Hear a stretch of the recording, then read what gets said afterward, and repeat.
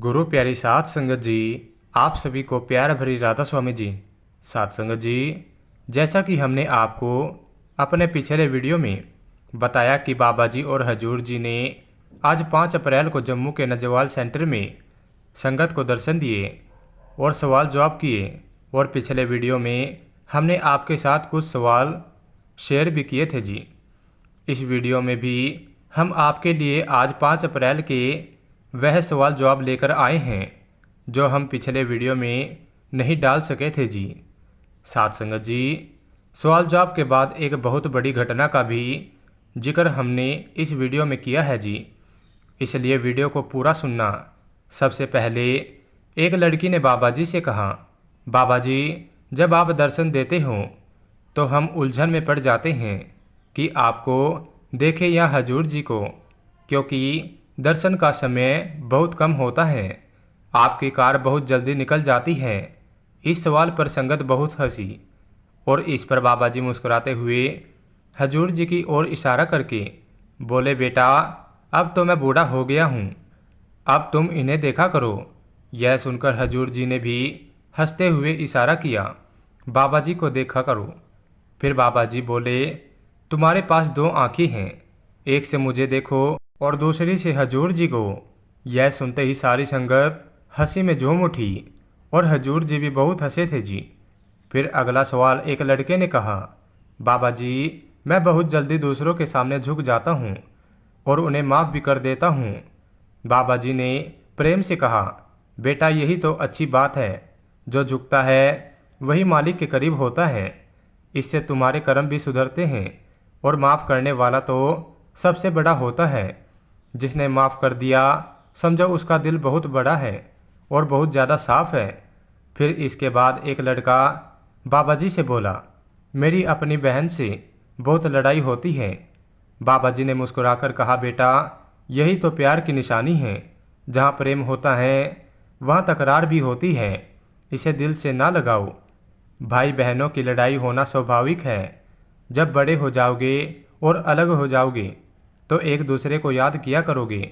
इसके बाद एक और लड़का बाबा जी से पूछ बैठा, बाबा जी, मुझे नामदान लिए 2 साल से ज़्यादा हो गए हैं, कैसे पता चलेगा कि मैं आध्यात्मिक रूप से कहाँ पहुँचा हूँ?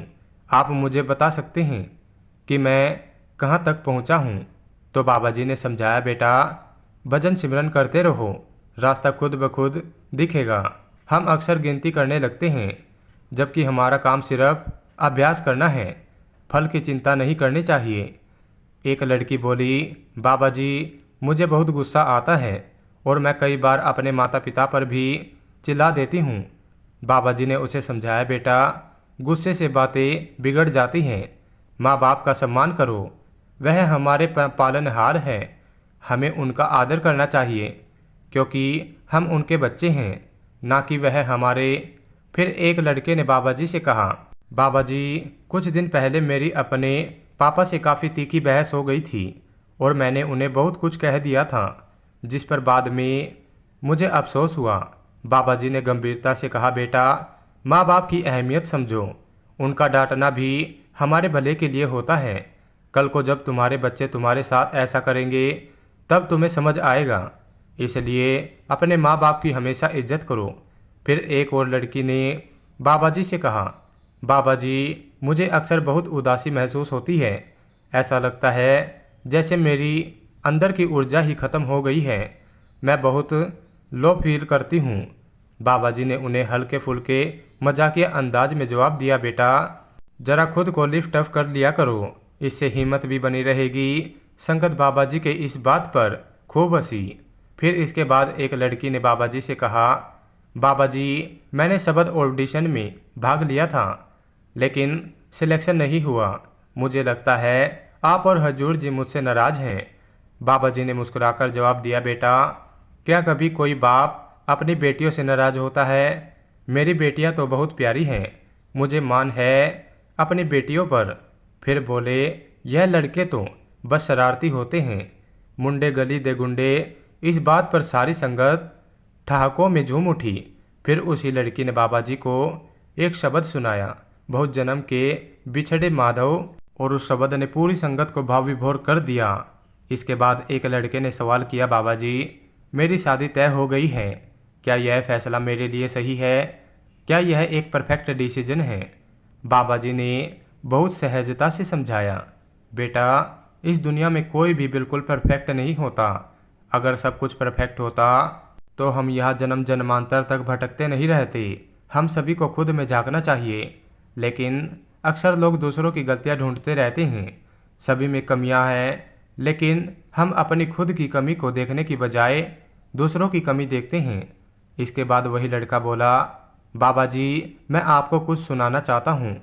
बाबा जी ने मुस्कुराकर बोले, बेटा जो सुनाना है वो उस लड़की को सुनाना जिसके साथ तेरी शादी तय हुई है। मैं सुनकर क्या करूँगा? इस पर फिर पूरी संगत ठहाकों में खेल उठी। साथ संगत जी, यह कुछ और सवाल जवाब जो हम तक पहुँचे तो हमने सोचा कि आप तक पहुँचाने चाहिए। आइए अब उस महत्वपूर्ण घटना का जिक्र करते हैं। साथ संगत जी, यह घटना उन लोगों के लिए एक बड़ी सीख है जो सारा दिन सिर्फ पैसा पैसा करते हैं। ऐसे लोगों को पता लगेगा कि पैसे की क्या वैल्यू होती है। आइए सुनते हैं इस घटना को। साथ संगत जी, अक्सर हम यह मान बैठते हैं कि पैसा ही जीवन की सबसे बड़ी ज़रूरत है और इससे सब कुछ खरीदा जा सकता है।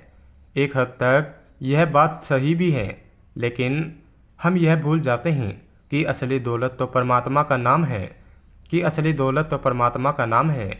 यह घटना एक ऐसे राजा की है जिसने धन दौलत से बहुत मोह था। उसे ईश्वर के नाम में कोई रुचि नहीं थी। वह अक्सर पड़ोसी राज्यों पर आक्रमण करता और वहां से कीमती चीज़ें लूटकर अपने राज्यों में लाता। धीरे धीरे उसके पास अपार संपत्ति इकट्ठी हो गई। अब उसे इस बात की चिंता सताने लगी कि अगर उसने यह धन महल में छुपाया तो कोई न कोई चुरा लेगा। इस समस्या को लेकर वह अपने एक विश्वास पात्र और बेहद करीबी मंत्री के पास गया। मंत्री ने उसे एक गुप्त सुरंग के बारे में बताया जो महल से दूर एक सुनसान जंगल में थी। राजा को यह सुझाव पसंद आया। वह अपने मंत्री के साथ सारा खजाना लेकर उस जंगल वाली पहाड़ी पर गया और वहां हीरे जवाहरात समेत सारी दौलत छिपा दी। एक दिन की बात है, राजा बिना किसी को बताए अकेले ही अपने छुपाए हुए खजाने को देखने के लिए निकल पड़ा। जैसे ही उसने सुरंग का दरवाज़ा खोला और अंदर गया, उसकी आंखें हीरे सोने और चांदी की चमक से चमक उठी। वह बेहद खुश था, मानो सारी दुनिया की दौलत उसके सामने बिछी हो। उसी समय उसका वही वफादार मंत्री वहां से गुजर रहा था। जब उसने सुरंग का दरवाज़ा खोला, देखा तो चौंक गया। उसे लगा कि शायद पिछली रात जब वह खजाना देखने आया था तब गलती से दरवाज़ा खुला छोड़ दिया होगा। यह सोचकर उसने दरवाज़ा बंद कर दिया और ताला लगा दिया और वहां से चला गया। कुछ देर बाद जब राजा बाहर निकलने लगा तो देखा दरवाज़ा बंद हो चुका है। वह घबरा गया और ज़ोर ज़ोर से आवाज़ें देने लगा, लेकिन पहाड़ी इलाका सुनसान था, कोई सुनने वाला नहीं था। धीरे धीरे उसकी आवाज़ थक कर अंदर ही दब गई। भूख और प्यास से बेचैन होकर राजा इधर उधर भटकता रहा। जब हालात असहनीय हो गए तो वह पागलों की तरह इधर उधर दौड़ने लगा। उसने अपने आसपास बिखरे हीरे जवाहरात की तरफ देखा, लेकिन अब वे उसे ताना मारते हुए से लग रहे थे, जैसे कह रही हो, राजा तेरी पूरी जिंदगी की कमाई यहीं पड़ी है, फिर भी तू एक घूंट पानी और एक टुकड़ा रोटी को तरस रहा है। उस वक्त राजा की आंखें खुल गई। उसे समझ आया कि इतनी दौलत भी उसके काम नहीं आ रही। उसने मोतियों से एक बिस्तर बनाया और एक पत्थर से अपनी उंगली काटकर खून से सुरंग की दीवार पर एक संदेश लिखा। इधर राज्य में राजा के गायब होने की खबर फैल चुकी थी। सब जगह उसकी तलाश की जा रही थी। जब कोई सुराग नहीं मिला तभी उस मंत्री को अचानक उस सुरंग की याद आई। जब वह वहां पहुंचा तो देखा राजा की लाश हीरे मोतियों के बीच पड़ी है। दीवार पर खून से लिखा था, मेरे पास बेशुमार सोना चांदी था, लेकिन यह सब मुझे एक निवाला रोटी ना दे सके। मेरे पास दुनिया के सबसे बेशकीमती हीरे थे, लेकिन यह मुझे एक घूंट पानी ना दे सके। मुझे इस बात का अफसोस है कि मैंने उस चीज़ को इकट्ठा नहीं किया जो चीज़ मेरे साथ इस संसार से जानी थी, यानी कि भगवान का नाम। इस बात को पढ़ने के बाद वहाँ खड़े सभी लोग हक्के बक्के रह गए और सबको समझ आया कि राजा मरते मरते दुनिया को कितनी बड़ी सीख देकर गया है। साथ संगत जी, अब इस वीडियो को समाप्त करते हैं जी। आपसे विनती है, अगर आप हमारे चैनल पर नए हैं तो आप अपने चैनल गुरु का विश्वास 2.0 को सब्सक्राइब जरूर करें जी। साथ में बेल आइकन को भी प्रेस करें जी। साथ संगत जी, कमेंट में राधा स्वामी लिखना मत भूलना जी। राधा स्वामी जी।